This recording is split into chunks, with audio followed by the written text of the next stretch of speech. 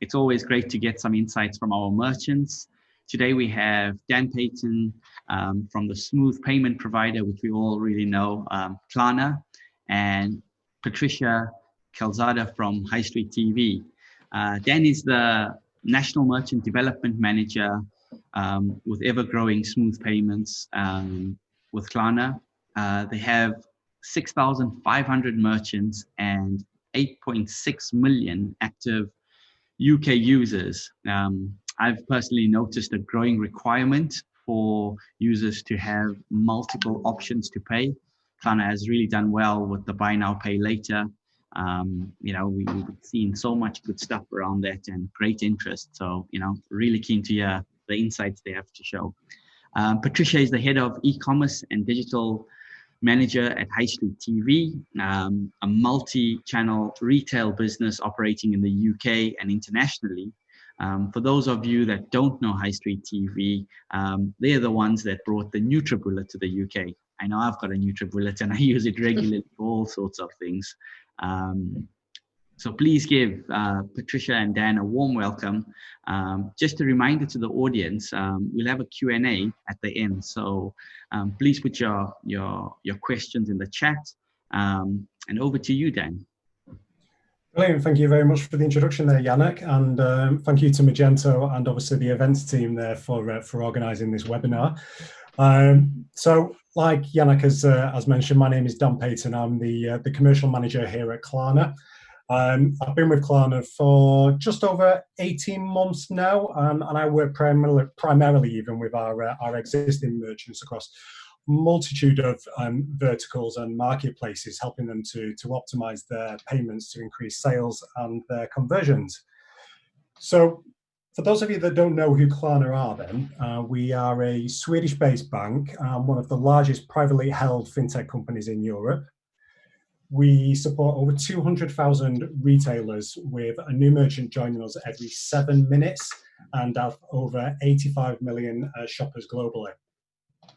We're present in 17 core marketplaces across 3 different continents, and we also have a global reach with our checkout solution. We've most recently expanded into Australia with more markets in scope as well, including France, Italy, Belgium, and even New Zealand. So, next slide, please. So, as the slide suggests, I'm going to try and cover the changing habits of today's consumer.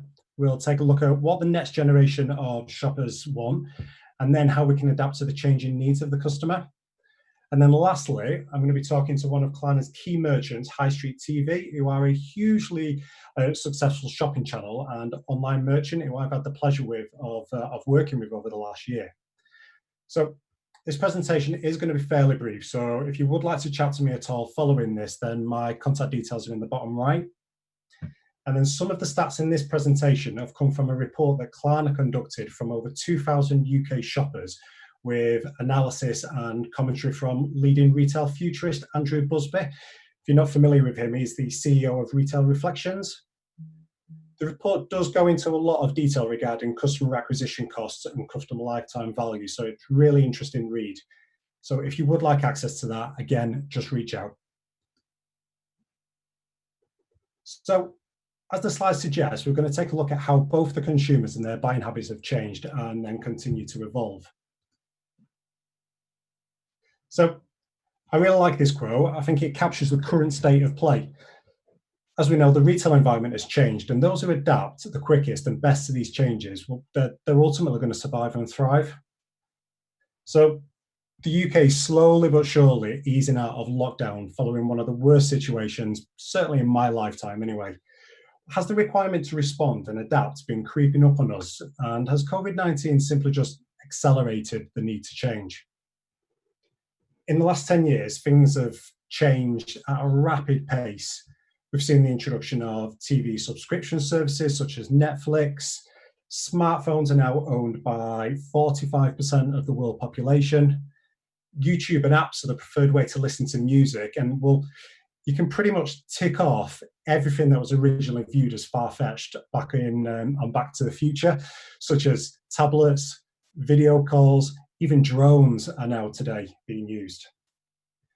Startups as well. So previously seen as going against the grain were shunned by society, viewed as if, well, they were this new weird idea that would never take off. And then you look at the results, you've got Uber that has a turnover of $18.1 billion. Airbnb has a turnover of 31 billion. And let's not get started on Amazon. Evolving and adapting to changing customer needs is going to be the key to survival in this highly competitive retail market of today. And as the environment evolves, it's crucial now more than ever that businesses adapt to meet the needs, even more so during the current climate that we see ourselves in. So how have these customers changed? Well, as the slide suggests, there's quite a few changes there. They're better informed. We've got the desire to research more online and in store before buying. It's especially true with high ticket items, but it's not necessarily exclusive. Simple and quick comparisons via search engines help us to make more informed choices. More demanding. We've got higher expectation when it comes to our shopping experience and become more expecting with the services that we receive. You know, it only takes one experience to set that bar, whether that be high or low. Volatile. Customers don't have the patience to wait for sites or product pages to load. Ease of access to alternative options drives these behaviours. Forbes have actually stated that 60% of Gen Z shoppers won't use a site that loads slowly or is difficult to navigate. We're always on. So consumers have grown up attached to a smartphone, connected to thousands of followers with a willingness to purchase at any hour of the day. So it's not really surprising that 40% of consumers spending online is going to be contributed by Gen Z by the end of 2020. And believe it or not, but Gen Z consumers actually spend a crazy 10.5 hours a day online across their different devices. We're more conscious as well. So more than ever, consumers care more now about where they're spending their money. And for the first time, their values and their willingness to spend more to ensure those match are actually aligned. So ultimately, we care about the fairness of the purchase. And then finally, we've got new demographics. You know, demographics are changing and it's driving shifts in purchasing behavior. We're seeing a shift in these demographics into previously unseen territories. And as they age and their requirements change, so the likes of Gen Zs that at the top age brackets are around 25, they're now going to be buying carpets for their first homes. And LinkedIn have stated that that particular cohort have 44 billion in annual purchasing volume. So it's a pretty important shopper to keep happy. So broadly speaking, behaviors can be taught. You can provide somebody with the tools to do something and they'll adapt and they're going to learn. But what are the actual traits of today's consumer? Okay, so first of all, I'm not suggesting that everybody is now a modern day Veruca Salt and we're going to be inevitably a bad egg. However, humans are inherently hardwired to chase immediate gratification. We just want it right here and right now. And we've created an environment where everything is at our fingertips. And as a result, we're used to getting things at a click of a button, whether that be your news bulletins, sports alerts, or even one-click purchases. These days, customers want instant gratification across their entire brand journey, from the moment when they first discover a brand, to when they start doing their browsing and their researching, even to their post-purchase experience, including their returns. You know, that's already quite a challenge for retailers, but you know, in this fast-moving environment, customers expect the same kind of online experience they receive in other sectors, such as their gaming or their social media sites. The amount of content created as well and marketed at consumers is also increasing rapidly. This has resulted in consumers developing a digital filter.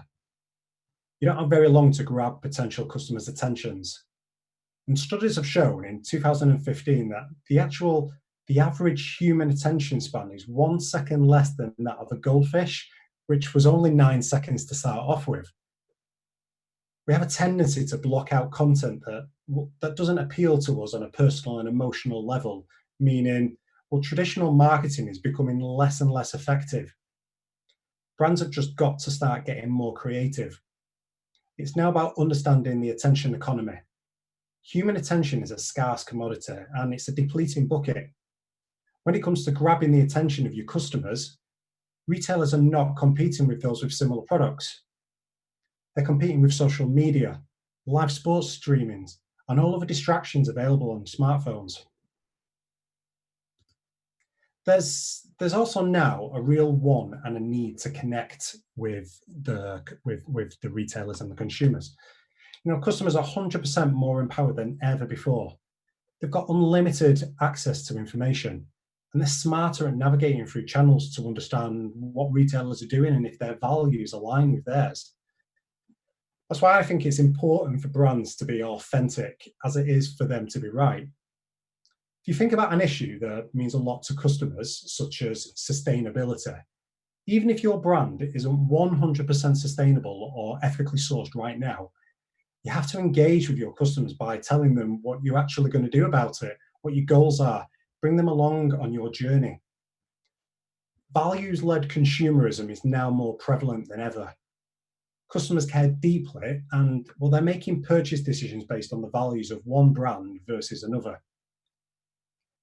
And while a lot of this is driven by the younger demographics, such as your millennials and the Gen Zs that I'm referencing, we're seeing this also happen with older demographics too, as the community changes and recommendations start to take center stage. It's also given rise to nouveau loyalty, as the slide suggests. Customers are more loyal to a brand as long as it connects emotionally with them. This might not necessarily be through continuous purchasing. It might be through engagement with a brand advocate or even through social media channels. And the need for customers to interact with brands they connect with emotionally has also led to the strong re-emergence of mindfulness. So customers are actively searching for ways to make their money work harder for them. And as I've mentioned, information is at their fingertips and they're looking to see how they can make life better for everything around them. In today's hyper-connected world, issues like climate change are at the forefront of their minds, and it feeds into the things that they look for across their entire customer journey. As an example, you just look at Greta Thunberg. At the age of 17, she's a prime example of how society is changing. And it's also feeding the continued rise of the circular economy. And what I mean by this is customers will prefer a product that's higher quality because it can be reused rather than thrown away. You only have to look at the rise of fashion marketplace app like Depop, which is in the US and in the UK, to see its importance in the consumer space. And for the first time, people really care where the products are actually coming from and who's benefiting from them. They're voting with their wallets. They've got the buying power to drive key brand decisions. So how can we actually adapt to these changes? And I say we because, well, suppliers and providers are not immune to these changes. Those that fail to adapt to these changes are left behind. If you think of Nokia, Blockbuster, MySpace, even Facebook is being used less and less as consumers move more to the likes of Instagram or singing along on TikTok, for instance. So the retail environment has changed, and ultimately those who adapt the quickest and best to these changes are going to survive, thrive, and ultimately win. An example, for those familiar with Gymshark, it's a great example of showing adaptability to the point of rebranding as Home Shark during lockdown, just to encourage people to stay at home. So what I now want to do is share a few highlights from the Fast Track Upturn report that I mentioned at the start, where Andrew Busby describes there's 4 pillars of creating an engagement-centric customer lifetime value cycle, which is going to be key as we move forward. So it's all about how do we acquire new customers, and So today's customers are won and lost online, so you need to make every interaction count. Millennials and Gen Zs are always accused of being on their phones, and what I said to you earlier about 10 and a half hours a day, well, it suggests that that isn't necessarily an unfair accusation. And during lockdown, we're all consuming more content regardless of the age, but most people are looking for entertainment or fun. So going for the sale right now just isn't going to work for most. As the slide suggests, 39% of 16 to 34-year-olds, well, they're rating this factor as a key influence when they're making a decision to buy. Social also continues to play a big role in marketing, but most customers start their shopping by using a search engine. In fact, again, as the slide suggests, 52% are starting here. Now, don't get me wrong, social has and always will be a very important part, but perhaps more so for existing customers. Brands ultimately need to up their investment into digital tactics such as PPC, SEO, and affiliates, as these are just as important to make sure that you're visible and front of mind when customers hit that first search. Now, obviously where you want to be is in this 47% category at the bottom of the screen. It's a really promising stat that shows that some customers just go direct to their favorite brands, but not everybody has that luxury. The other aspect, so tip 2 really, is the power of partnership. Creating a great partnership which allows you to draw from other networks. A bit of a shameless plug, but merchants that partner with Klarna automatically start to gain consumers that have shopped using Klarna previously. In fact, with our paying free products over the last 12 months alone, we've seen 80% of consumers return using those features across different merchants. So, retailers should look at who they can align themselves with that's going to be beneficial for everybody involved. So you've managed to attract your customers to your site, but now ultimately you want them to purchase. And firstly, it goes without saying that the site should be fully mobile optimized. The stats vary on what you're selling, but we see 78% of Klarna purchases are being made on a mobile. So we now know that customers are volatile. In fact, 55% of consumers say on just one bad experience with a brand is going to stop them from returning. All that hard work just to get them to your site can be undone in an instant. Other factors to consider are a good returns policy where 28% are encouraged to purchase and 26% are interested in next or same day delivery. Ultimately, if your competition have it, then you need to have it. Things that used to be nice to have they're now essential. Returns is also a sore subject for some retailers, but studies have shown that customers who return items, they have a tendency to come back and purchase again. Price, it proves to be a sticking point for many people, and Brits love a good bargain. I mentioned earlier about Depop. Well, 25% of consumers are now shopping at auction sites or second-hand sites.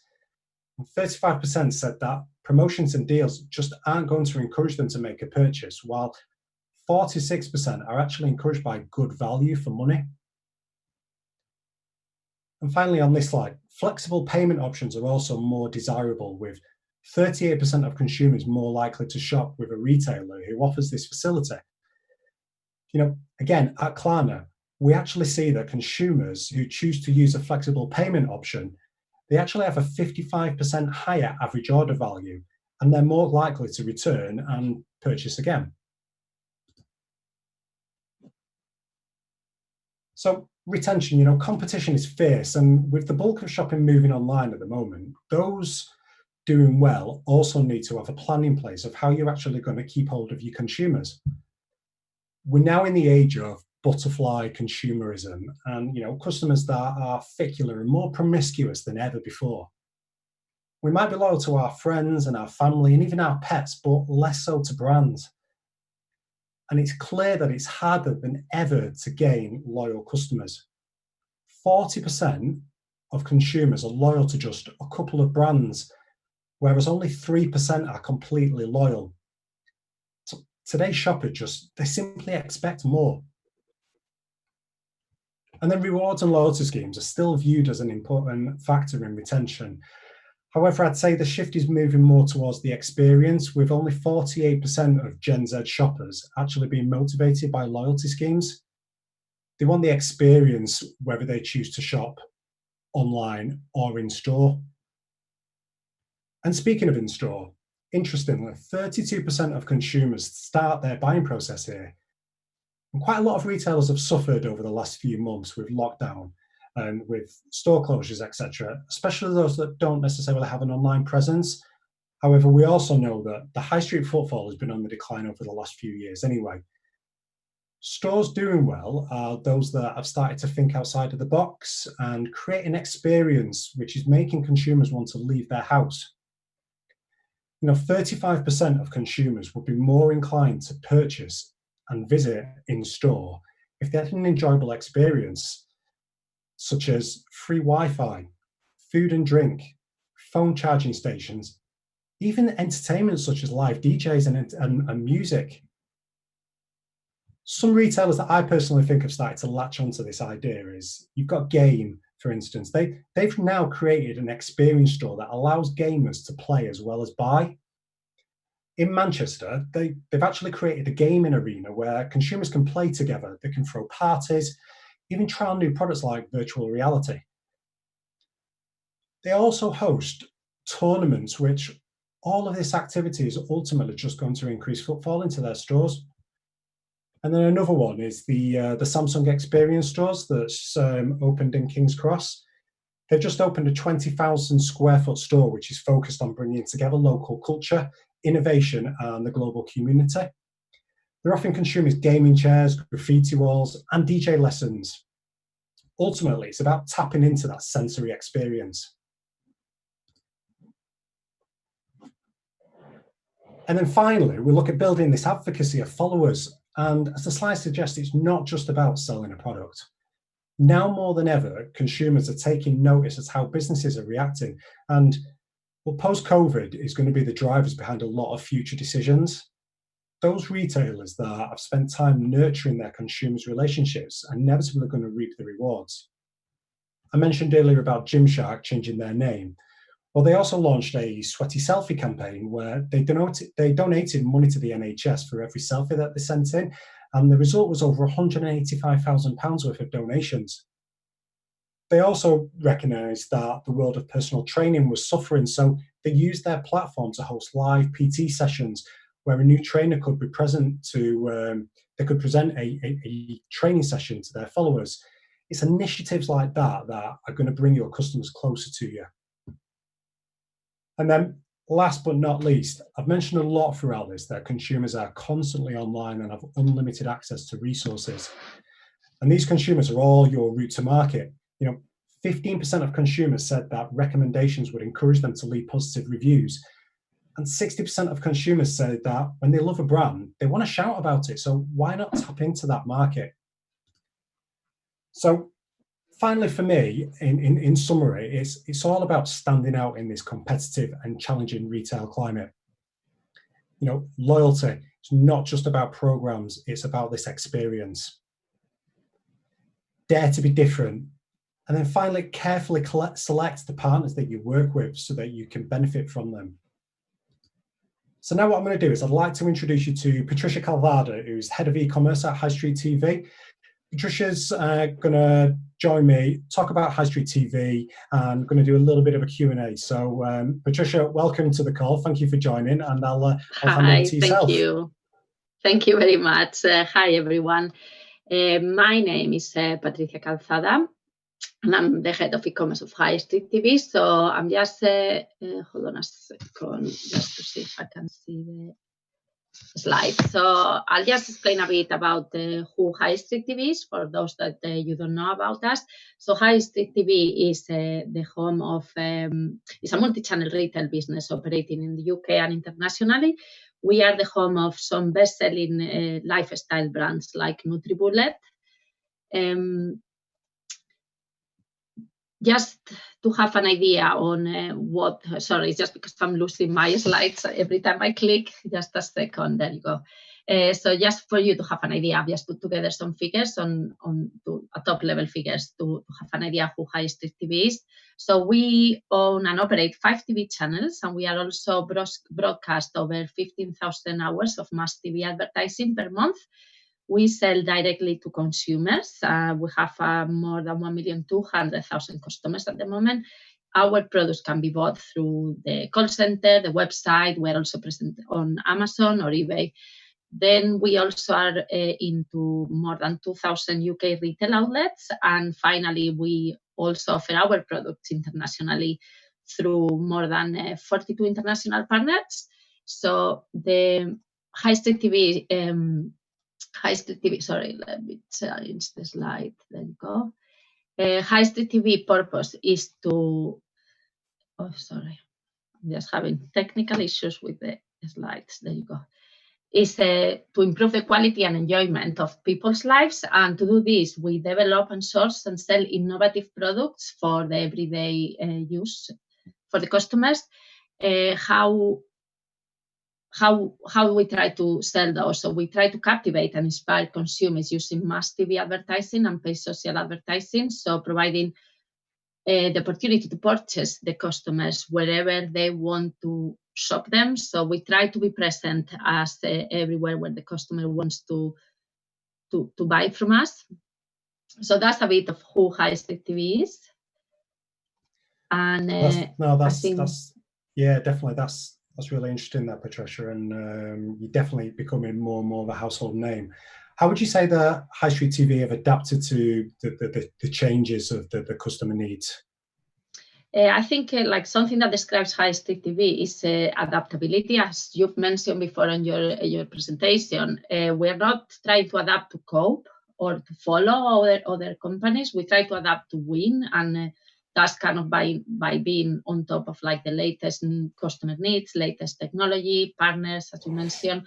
So one thing that we've done is that although online activity has always been very present within the business, since 2016, we kind of decided to invest more heavily onto developing the customer experience online and how we acquire new customers.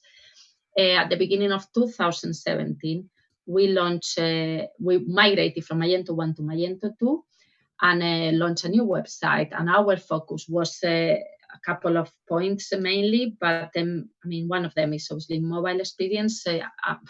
Looking at our database, it's quite interesting to see that 70% of our traffic comes from mobile devices, and between 50 and 55 of our website revenue is generated on mobile again. So for us was a massive focus to make sure our website was mobile optimized. And after doing the migration and launching the new website, we saw a 32% improvement on mobile conversion rate, which obviously translated into an increase on revenue online. Then we also focus on the site speed. As you mentioned before, the longer a page takes to load, the higher the bounce rate is. So that was quite important for us. And again, as you can see on the slides, we saw an improvement of 25% on the speed. But the migration also kind of gave us the option to partner with other companies like Klarna, Braintree, or Bazaar Voice, Trustpilot, without having to do too much custom development work, because obviously every project within the company, we just kind of need to invest more on the technology. So that's allow us to be more flexible on that side of things. But apart from the Magento migration, we've also been focusing on trying to offer the customer what they expect from a business nowadays. So, for example, like what you've mentioned about different ways to pay, I just find quite interesting that only 30% of our online purchases are made with a debit or a credit card. So for us, it was key to kind of launch new payment methods. So we obviously launched with Klarna, which we've seen great results. And we've also seen not only offering a new payment method and the option of split the payments, but we've seen an increase on the average order value for our customers that pay with Klarna. And again, that's like flexibility. We also offer Amazon Pay, PayPal. So it's just about like giving the customer an easy way to purchase, basically. Fantastic. Then we've also focused on offering, as you mentioned, deliveries and making sure that they have a good returns policy. We find that obviously customer service is very important. We have obviously the Trustpilot reviews is key. That we've seen an issue with during COVID, because we haven't been so fast answering customer services. People take that very, very, very seriously. So that's key for us. So we try to always improve our customer service. And then we also offer quite a lot of content for after purchase, and that's touching on the adaptability and on the advocacy and the engagement after purchase. So we offer welcome emails where we try to show the customer how to unbox, so quick start guides on videos. We offer recipe contents or fitness videos on how to use your product. So we just try to give the customer the option to make the most of their products. The journey for us doesn't end at the sale point. So we try to kind of continue with the customer after that. Fantastic. Right, well, I think we're actually running out of time, so I'm going to hand over to Janak now, I believe, for Q&A. Yes, thank you, Patricia and Dan. Really great stats being shared. A quick apology to our audience. We had a 2-3 minute delay at the beginning, which was mainly my introduction. There will be recording circulated after the event, so you would be able to see that. In terms of questions that I've seen come through, what impact has high street TV seen on their businesses over the last few months? I know a lot of people have shown great interest and seen spikes. So it will be good to hear your views on that, Patricia.